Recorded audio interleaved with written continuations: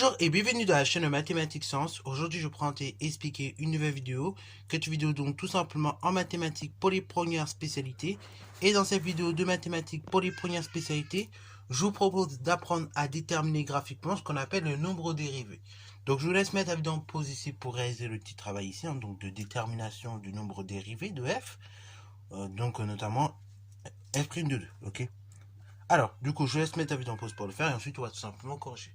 Sur ce donc, correction. Alors, déterminer graphiquement f' de 2.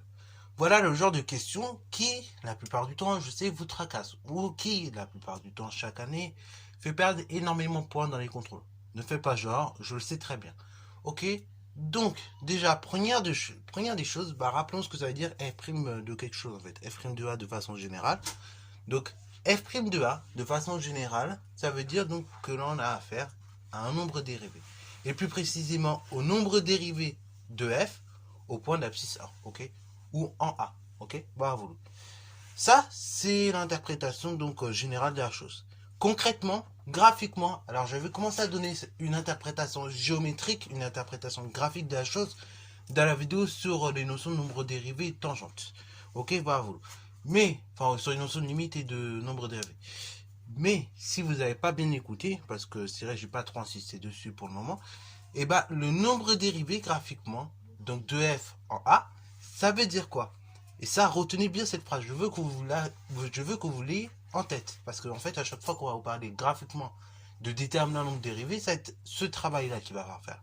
Le nombre dérivé de f en a, c'est tout simplement le coefficient directeur de la tangente, donc à la courbe représentative de la fonction f en a, ok. Donc je répète, le nombre dérivé de f en a, c'est tout simplement le coefficient directeur de la tangente à la courbe au point d'abscisse A, ok. Bravo.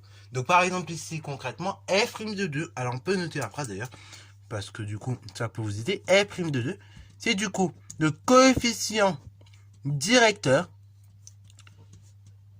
de la tangente. Du coup à la courbe représentative, du coup ici à CF, au point d'abscisse, donc le nombre indiqué, au point d'abscisse 2. Ok. Donc concrètement, ça veut dire quoi? Ça veut dire que tout simplement, je me place en 2. Et je vais tout simplement, à partir de 2, donc juste ici, regarder tout simplement donc le coefficient directeur de la droite en fait. De la droite que j'ai noté T. Ok, voilà, vous voyez pas tout. Donc je vais regarder tout simplement le coefficient directeur de la droite en 2. Ok, voilà.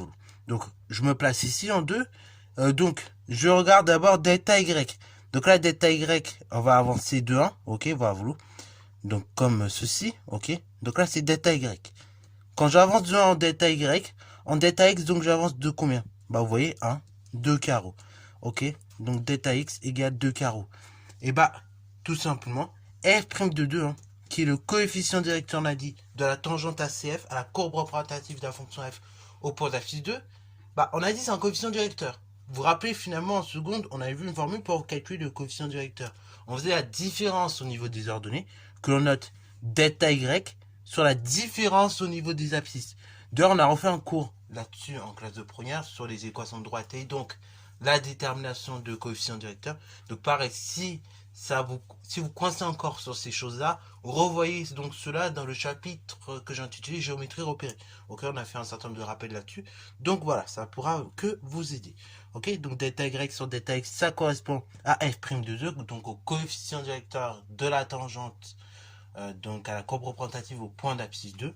Ce qui veut dire donc c'est delta y, on a dit, on a avancé de 1 carreau vers le haut, sur delta x, donc 2 carreaux vers la droite. Ok, donc c'est 1 sur 2, 1 demi.